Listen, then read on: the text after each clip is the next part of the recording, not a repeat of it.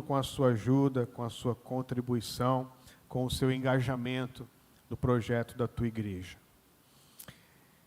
Irmãos, eu quero tratar com vocês hoje sobre o tema de que espécie de espírito vocês são. Essa é uma pergunta, na verdade é uma colocação que Jesus faz aos seus discípulos. Uma palavra dura, é uma palavra difícil de ouvir. Imagina Jesus chamando seus discípulos e dizendo: de que espécie de espírito vocês são? Eles não estão muito alinhados comigo, não. Vocês estão meio esquisito aqui as decisões que vocês estão tendo, as reações que vocês estão tendo. E hoje nós estamos diante da mesa da comunhão, nós vamos tomar a ceia do Senhor. E quando tomamos a ceia do Senhor, irmãos, nós estamos dizendo que nós sustentamos a mensagem do Evangelho até que Ele venha. Então nós sustentamos a mensagem de Jesus Cristo. A nossa vida sustenta a presença de Jesus Cristo nessa terra. Tudo aquilo que somos, tudo aquilo que fazemos, deve representá-lo nesta terra. Quando nós tomamos a ceia é isso: lembrai de mim até que eu venha. Estamos sustentando esta mensagem com a nossa vida. E para sustentá-la, nós temos que estar dentro do mesmo Espírito do Senhor, alinhados com o Espírito do Senhor, recebendo a mentalidade do Senhor, o jeito de ser do Senhor, o jeito que Ele faz as coisas é a forma que nós devemos fazer. Então, a palavra, a pergunta para nós iniciarmos é eu preciso trazer isso para a minha vida. Qual que é o Espírito que tem se manifestado através da minha vida? As minhas atitudes, as minhas ações e as minhas reações. O quanto eu tenho representado o meu Senhor. De qual espécie de espírito eu sou. E nós vamos fazer isso baseando aqui a palavra no texto que está em Lucas, Evangelho de Lucas, no capítulo 9, nós vamos ler a partir do verso 51. Lucas 9 e 51, que diz assim: aproximando-se o tempo em que seria elevado ao céu, Jesus partiu resolutamente em direção a Jerusalém. E enviou mensageiros à sua frente. Indo estes, entraram num povoado samaritano para ali fazer os preparativos. Mas o povo dali não o recebeu, porque se notava em seu semblante que ele ia para Jerusalém. Ao verem isso, os discípulos Tiago e João perguntaram: Senhor, queres que façamos cair fogo do céu para destruí-los? Mas Jesus, voltando-se, os repreendeu, dizendo: vocês não sabem de que espécie de espírito são? Pois o Filho do Homem não veio para destruir a vida dos homens, mas para salvá-los. Até aqui. Irmãos, o escritor do Evangelho, Lucas, ele é a que tem característica mais próximas a um historiador. Então ele coloca ponto a ponto a vida de Jesus. E ele narra como uma viagem que começa aqui, de Jesus, ele, a partir do capítulo 9, viajando até a chegada de Jesus na cidade de Jerusalém, aonde ele iria se entregar, morrer na cruz do Calvário, ser sepultado e ressuscitar ao terceiro dia. Essa é uma narrativa cronológica dessa viagem da região da Galileia até chegar na cidade de Jerusalém. E, irmãos, se nós traçarmos uma reta, a viagem mais curta, o percurso mais curto da Galileia até Jerusalém, passava por uma região conhecida como a região de Samaria, a região dos samaritanos. Era um povo, o samaritano era um povo, a gente pode entender como um povo mestiço, um povo misturado, um povo que se envolveu com muita idolatria, um povo que recebeu uma mistura, e era um povo considerado assim, menos espiritual. Um judeu, ele se sentia top de linha. Um judeu, ele era autêntico. Um judeu, ele era o verdadeiro descendente de Abraão, Isaque e Jacó. Quando ele olhava para um samaritano, esse povo aí é um povo misturado, é um povo mestiço, é um povo esquisito. Tem um pouquinho lá dos nossos antepassados, mas é um povo misturado. Então o judeu olhava com uma prepotência para o samaritano, e o samaritano olhava para o judeu, esse cara é orgulhoso, ele pensa que é melhor do que eu. Havia, historicamente, uma bronca, uma rixa, uma disposição ruim entre judeu e samaritano. O judeu não suportava o samaritano, e o samaritano não suportava o judeu. Tanto é que muitas pessoas porque o judeu sempre ia para Jerusalém nas festas anuais, adorar o Senhor, prestar culto ao Senhor. Muitos saíam da região da Galiléia e faziam um desvio, se esquivavam de Samaria, faziam um caminho mais longo para evitar os samaritanos, para evitar esses conflitos. Mas nós vamos entender aqui o porquê que Jesus fez diferente. Jesus, ele fez questão de fazer esse caminho mais curto e passar pelas cidades, pelos vilarejos dos samaritanos. E quando ele manda os mensageiros preparar um lugar, porque quando Jesus ia se hospedar, ele não ia sozinho. Ele tinha pelo menos os discípulos dele ali que estavam sempre junto com ele, e mais alguns que seguiam Jesus. Ele estava sempre com bastante gente. Então precisava preparar um lugar específico. Quando esses mensageiros chegaram nesse vilarejo, que não fala o nome, eles foram bloqueados. Não, aqui a gente não recebe judeu. Aqui as portas estão fechadas para vocês. Aqui vocês não vão se hospedar. Eles nem conheciam os homens que estavam ali. Mas por causa dessa bronca que eles tinham, eles não permitiram que os discípulos de Jesus entrassem naquele vilarejo, naquela cidade.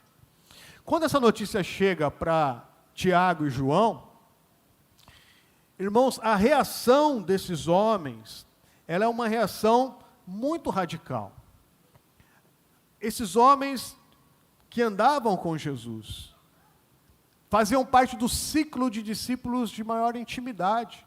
Talvez, sempre a gente vê na Bíblia, Pedro, Tiago e João. Não é assim, em vários momentos na Bíblia?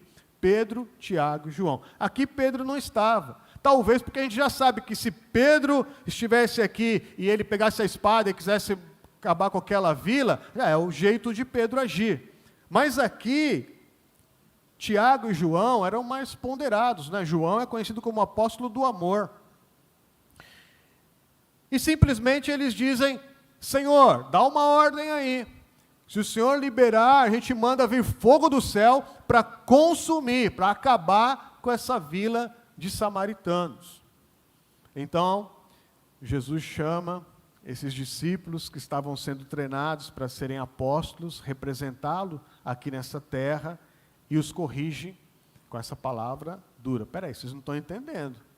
De que espécie de espírito vocês são? Eu vim aqui, não vim para destruir, eu vim para trazer salvação. E eu quero olhar para este texto, aprender algumas coisas, para que a gente possa aplicar de uma forma simples e prática na nossa vida, na nossa jornada com o Senhor. Primeira coisa,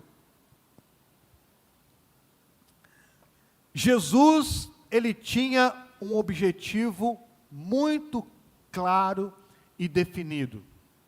Ele sabia que estava chegando o tempo dele ser elevado aos céus, dele se entregar na morte de cruz. E isso iria acontecer em Jerusalém. Então ele sai resolutamente, ele sai convicto, ele sai focando a cidade de Jerusalém, e ele sai aqui da Galiléia sabendo que o seu destino era Jerusalém, e que nada, nenhuma situação, nenhuma circunstância iria tirá-lo dessa condição. Nenhuma situação externa, nenhum conflito, nenhum problema paralelo iria desviar o foco que o Senhor tinha na sua vida. A gente vê aqui, irmãos, uma identidade clara, um destino claro. Ele veio para essa hora, ele veio para isso, e nada iria desviar o seu posicionamento. Isso aqui falou muito forte ao meu coração, irmãos, porque nós, como representantes de Cristo, nós precisamos ter uma identidade clara no Senhor, sabendo qual é o nosso destino nele, e não sermos levados de um lado para o outro pelas circunstâncias da vida que estão acontecendo de uma forma exterior. Porque a gente vai ser todo o tempo, como eles foram aqui pressionados, nós também vamos ser todo o tempo pressionados para desviar do nosso propósito, para desviar o nosso foco. E nós precisamos aprender com o nosso Senhor. Eu preciso saber quem eu sou em Cristo Jesus. Eu preciso saber aquilo que Ele tem para a minha vida, como chamado, como destino, como futuro. E quando eu entendo isso, quando eu me aproprio disso e eu foco nessa realidade, nada, nenhuma situação secundária pode me desviar desse destino, pode me tirar desse destino, porque se eu ficar enrolado, embaraçado, emaranhado nessas situações, eu posso estar não conseguindo atingir aquilo que o Senhor tem para a minha vida. Então a maturidade, ela traz esse sentimento de determinar o meu foco. Quantas situações têm acontecido ao nosso redor, quantas dificuldades nós temos vivido, quantas dores nós temos vivido, e que acabam nos tirando desse foco. Nós vamos entender aqui que nós precisamos tratar tudo isso. Não estou dizendo que nós vamos negar os conflitos e as dificuldades, mas precisamos tratar para que o foco nunca seja perdido. De que espírito nós somos? Qual é o foco que a nossa vida tem? Para onde nós estamos caminhando? É uma linha clara até o nosso destino? Ou eu estou, agora eu estou, agora eu não estou. Eu quero. Isso é muito ruim, porque isso mostra que nós não temos uma definição de onde nós queremos chegar. E aqui nós aprendemos que o Senhor, com o nosso Senhor, que Ele tinha um destino, um foco, e nós devemos também ter o nosso foco, caminhar para o nosso destino. E aqui entrando já no que eu citei, segundo ponto é enfrentar dificuldades com sabedoria é sempre melhor do que se esquivar. Nós vemos que Jesus não se esquivou dos samaritanos. Ele não pegou o caminho para fazer aquela curva para não encarar o problema. Havia ali um problema. Havia uma possibilidade real de conflito. Mas aquilo não impediu que ele mantesse o seu foco e pudesse trabalhar dentro daquela possibilidade de conflito. E isso acabou revelando, irmãos, esse erro histórico. Havia um erro ali, um problema, uma dor real. O samaritano não suportava olhar para a cara de um judeu. A Bíblia fala que o jeito que eles estavam ali, denunciavam que eles estavam indo para Jerusalém, porque um judeu, ele se vestia de uma forma diferente, ele se alimentava de uma forma diferente, se comportava de uma forma diferente que um samaritano. Você via de longe que era um judeu. E aquilo irritava aqueles homens, por causa de conflitos do passado, por causa de situações que não foram resolvidas no passado, por causa, nem foi com eles, foi com os antepassados deles. Eles nem conheciam João, Tiago, talvez nem sabiam direito quem era Jesus, mas eles, por causa de um trauma histórico, de uma dor histórica, eles queriam se vingar de algum jeito do judeu. Não importa quem fosse, mas se fosse judeu, na minha cidade não entra. Eles tinham esse sentimento mau, esse sentimento vingativo, esse sentimento ruim em relação ao judeu. E também revela, irmãos, o coração dos discípulos. Os homens que andavam com Jesus. Os homens foram separados para serem tratados por Jesus. Andavam com ele o tempo todo, estavam sendo preparados para representá-lo nessa terra, para serem a igreja de Cristo nessa terra. Revela-se aqui também um orgulho, um egoísmo. Não, me machucou aqui, me feriu, me ofendeu, vou mandar fogo do céu, vamos acabar com esse povo aqui. Vingativo, destrutivo, um pensamento, um espírito que não tinha nada a ver com o espírito do Senhor Jesus. Então nós vemos aqui que esse enfrentamento do conflito, ele gerou oportunidades de correção, oportunidade de trazer à clara a ferida que estava lá escondida. E o que esse ponto aqui fala comigo, irmãos? Que é muito comum, isso eu falo pelo meu próprio temperamento, e eu precisei aprender a lidar com essa questão, biblicamente, para poder gerar crescimento. Mas é muito comum as pessoas evitarem o conflito, pensando que, se esquivando do conflito, se desviando do conflito, vão resolver melhor o problema. É muito comum isso. Mas não adianta, você desviou do problema, mas o problema continuou lá, está lá. Você não está enfrentando, mas ele não morreu, ele está vivo, ele existe, ele está lá. Não adianta fazer vista grossa, fechar o olho, se desviar, parar de vir à igreja. Não, isso não vai resolver. O problema continua lá, o conflito continua lá. Não é assim que se resolve conflito e problema. Não é assim que a Bíblia nos ensina. Não é desviando o caminho, não é evitando o confronto, o conflito, mas é enfrentando com sabedoria essa situação de conflito, entendendo que ele existe, entendendo que existe uma dor, uma rixa, uma raiva, que existe ali, um egoísmo à flor da pele, querendo vingança, respirando vingança, tramando vingança, que precisa ser tratado. Não adianta ficar tentando esconder isso. A Bíblia fala isso. Se você tem alguma coisa contra o seu irmão, vá até ele, enfrenta, conversa, resolve.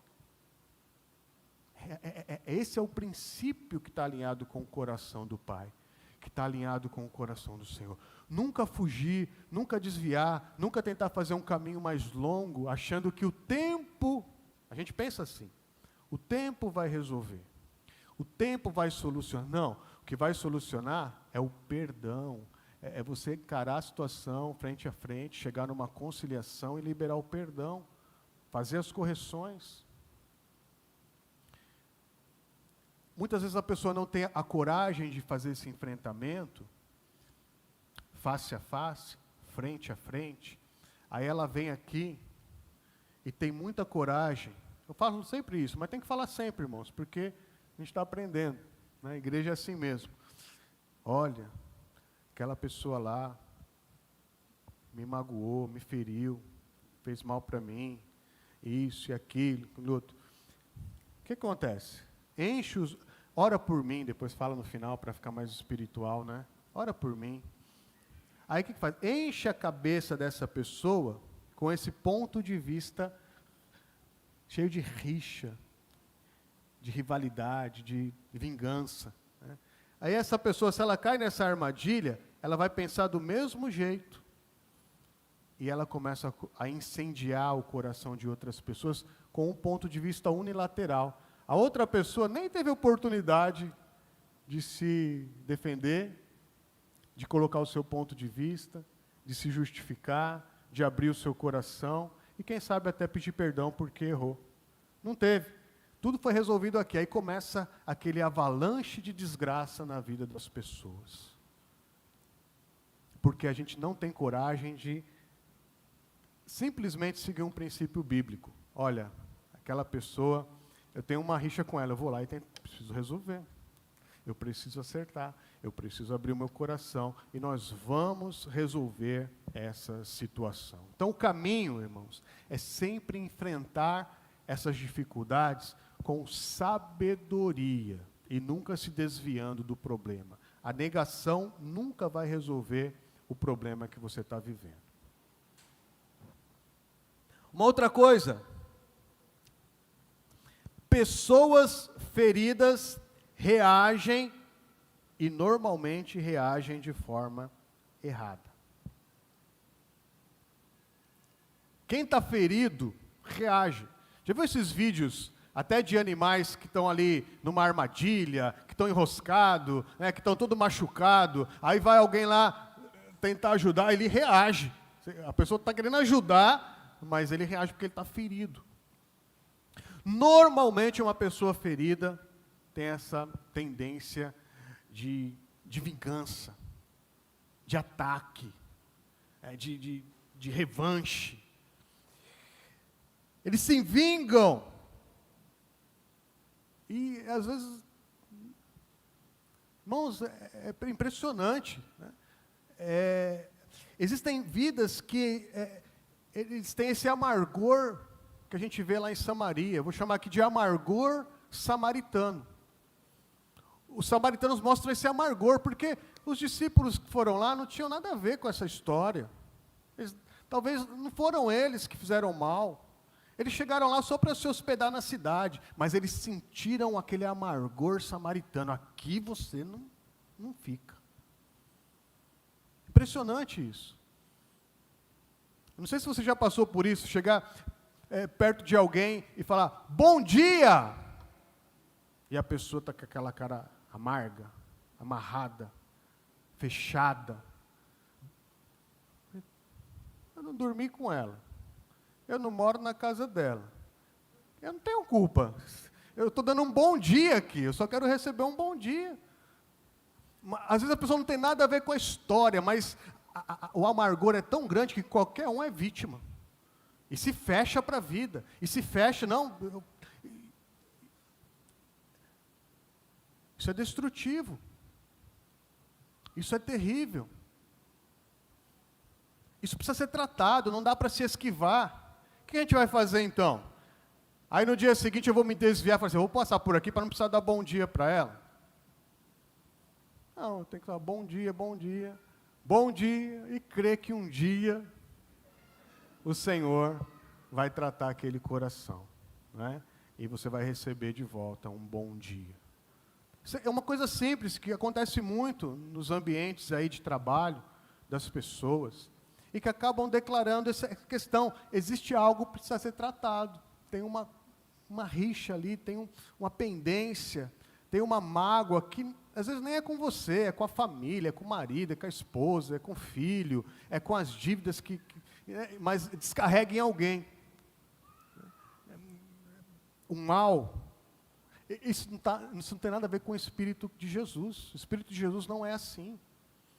Não é desse jeito que o Senhor se manifesta. Nós vamos aprender isso.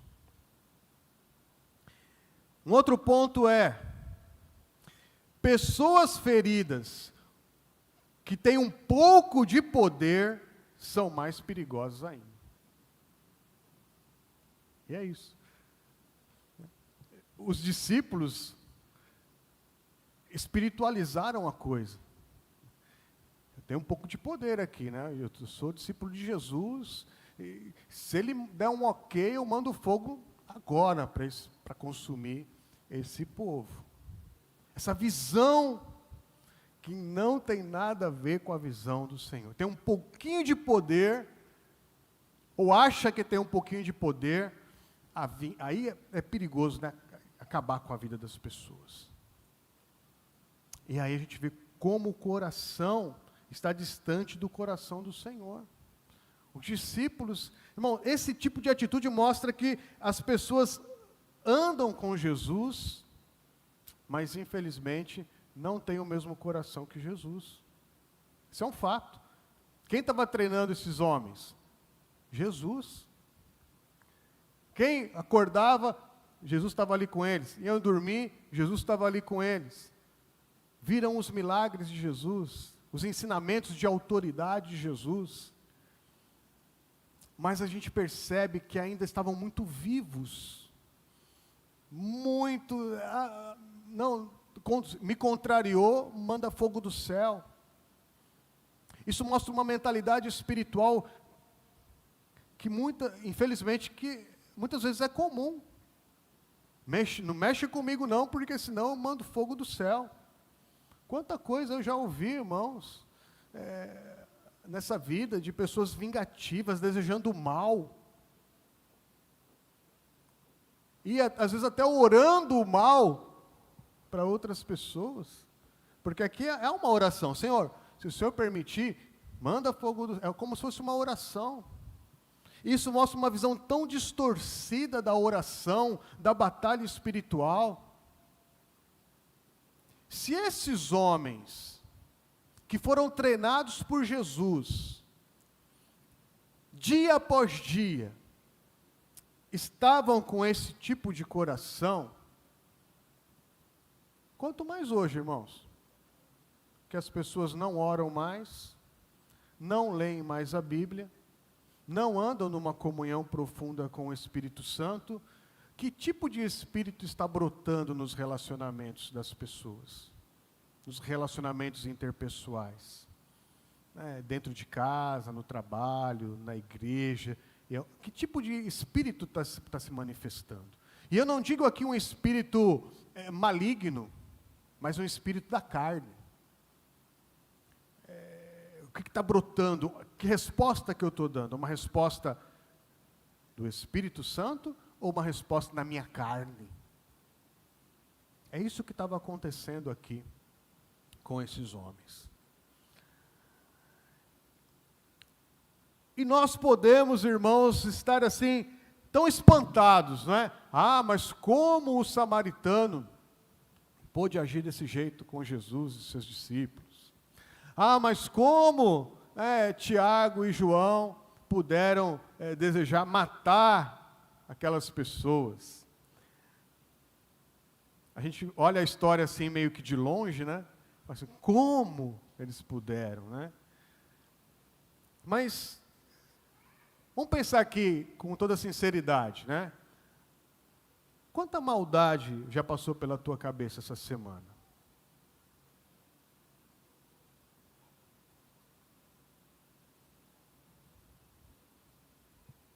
Quantas ideias de maldade passaram pela tua cabeça essa semana? A gente é igual. Aqui é o retrato da nossa própria vida. Isso mostra o quanto, às vezes, estamos dentro da igreja e desalinhados com o Espírito de Jesus. Mas nós o representamos nessa terra. Que tipo de Jesus nós vamos representar nessa terra? E aí, nós vamos ver a forma linda que Jesus age com esse conflito. A forma que o Senhor olha para isso. Como se ele dissesse, vamos alinhar aqui o nosso espírito. Ele fala, vocês não sabem de que espécie de espírito são? Pois o Filho do Homem não veio para destruir a vida dos homens, mas para salvá-las. Então Jesus chama os seus discípulos, fala assim, vamos alinhar quem nós somos? Tem coisa errada aqui. Eu não vim para trazer destruição para esse povo. Mesmo porque, se esse povo não se converter, eles já estão condenados. Já serão destruídos. Eu vim trazer salvação. Não cabe a nós sermos juízes dessas causas, porque nós vamos sempre ter um julgamento parcial. A gente vai ter sempre um julgamento que vai comprar as dores de alguém. Não adianta a gente querer ser juiz, nós estamos aqui para julgar e muito menos condenar ninguém. Nós estamos aqui apenas para ser um instrumento da salvação. A vingança não cabe a mim, a vingança pertence ao Senhor, Ele é o justo juiz. Ele julga com equidade, com equilíbrio, com uma visão plena dos fatos externos e internos. Cabe a nós apenas alinharmos o nosso espírito para que nós também possamos ser agentes de salvação. A minha palavra tem que ser uma palavra de salvação para aqueles que estão perdidos. Agora, para aqueles que estão dentro, irmãos, os discípulos, o discípulo precisava do quê? De correção. Tiago e João precisavam receber uma correção. E Jesus os corrige. Jesus fala para eles aqui, olha, vocês estão errados. Nós não viemos para isso. Nós viemos trazer salvação. Nós que estamos aqui na igreja somos os discípulos. Nós precisamos ser corrigidos pelo Senhor. E o mais lindo aqui, irmãos, é que o capítulo 9, ele está terminando aqui com esse tratamento de Jesus. E no capítulo 10, Jesus envia os 70, né? Nós que fizemos Casa de Paz, a gente sabe sobre isso, né? Envia os 70, de 2 em 2, para entrar nos vilarejos, estar ali pregando a palavra de Deus e representando Jesus. Eles foram à frente. Dentre os 70 estava Tiago e João. Jesus trata esses homens aqui e logo na sequência os libera para que eles continuem o trabalho. Jesus não trata que fala, agora vocês vão ficar na geladeira. Agora vocês vão ficar no banco. Agora vocês vão ficar aí mofando porque vocês erraram ali, desejaram mal para os samaritanos. Não, ele tratou o problema, corrigiu, ensinou o que era correto e liberou para que eles continuassem trabalhando. Que vão errar de novo, Jesus vai chamar, vai corrigir e vai liberar, vai continuar trabalhando. Irmãos, essa é a forma de Jesus tratar. Quantas vezes, irmãos, eu trato situações assim de erros? E em resumo, eu falo assim, quem já foi corrigido por mim sabe disso.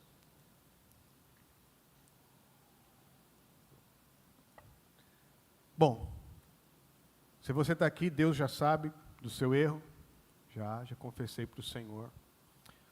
Se já se acertou com a pessoa que você ofendeu, já me acertei, já recebi perdão.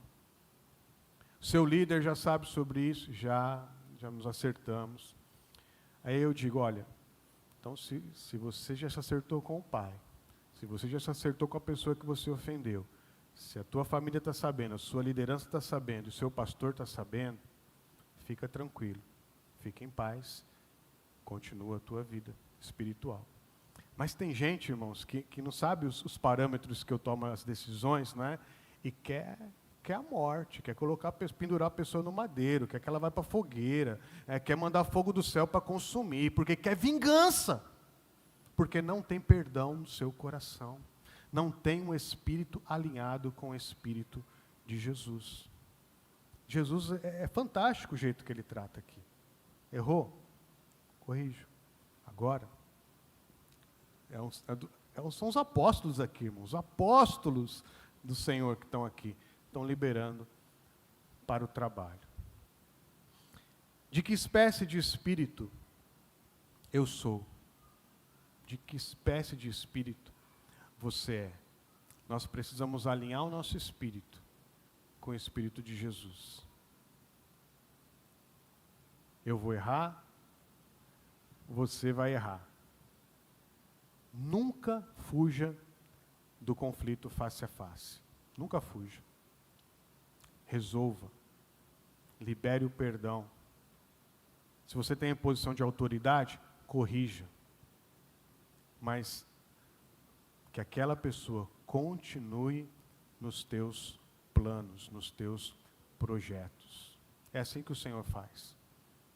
Corrige e libera. É garantia que aquela pessoa não vai pisar na bola de novo? Não, não é. Mas o Senhor chama para perto, corrige e libera. É assim que Ele faz em todo o Evangelho, em todo o Novo Testamento. Que o nosso coração possa estar alinhado com o coração de Jesus. Quero convidar você a fechar os teus olhos. Enquanto nós refletimos sobre esta palavra, os irmãos tomam posição aqui para me ajudar a servir a ceia.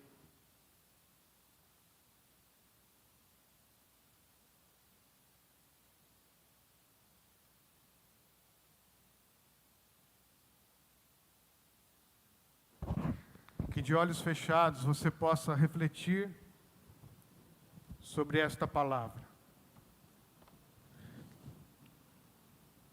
A ceia nos chama a alinhar a nossa visão, o nosso coração, o nosso sentimento a Jesus. Quando Jesus nos chama, e a igreja valoriza todos os meses esse momento, para pensarmos sobre Jesus, olharmos para Jesus. É tão sério essa reflexão. A qual espírito nós pertencemos? Porque nós somos os representantes do Senhor nesta terra. O Senhor nos chamou para representá-lo. Em todas as circunstâncias, em todas as situações.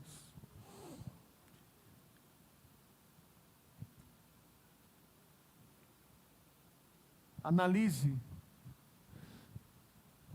esse é um momento de acerto, de conserto, de ajuste. Jesus veio para salvar o que está perdido. E Jesus veio para discipular os seus discípulos. Jesus veio para que a vida dele fosse transferida para a vida dos seus discípulos. Irmãos, eu erro, você erra. Isso não desabilita o projeto do Senhor na nossa vida. Nunca desabilitou. O parâmetro não é aquilo que nós fazemos ou deixamos de fazer. O parâmetro é, Ele se entregou por nós e Ele pagou o preço da nossa salvação. Esse é o parâmetro. Quando há um erro, Jesus te chama, te corrige e continua acreditando em você.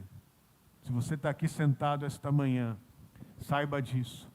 O Espírito Santo te chama, te corrige e continua te amando do mesmo jeito quando Ele te chamou à existência. Nada mudou. O amor do Senhor não muda, mas Ele dura para sempre. Senhor, que o nosso espírito possa agora se alinhar com o Teu Espírito. Que seja, Senhor, menos de nós. Nos esvazia, Senhor, desse sentimento que faz com que a gente pense que somos tão especiais, Senhor. Tira essas coisas de nós. Senhor, que a crítica não nos abale, que o elogio não nos abale, que nada, Senhor, venha nos tirar da posição que o Senhor tem para as nossas vidas. Nos alinha com o Teu Espírito Santo, Senhor. Menos de nós e mais do Senhor. Que o Senhor apareça, que possamos representar bem o Teu nome, como o Teu nome merece representação, Senhor, nesta terra. Trata, Senhor, ó Deus, com a Tua igreja. Trata com cada um de nós, Pai. Ó Deus, nos recebe. Continua, Senhor, investindo o Teu amor sobre a vida de cada um aqui esta manhã, Pai. Em nome de Jesus. Amém. Quero convidar você que é batizado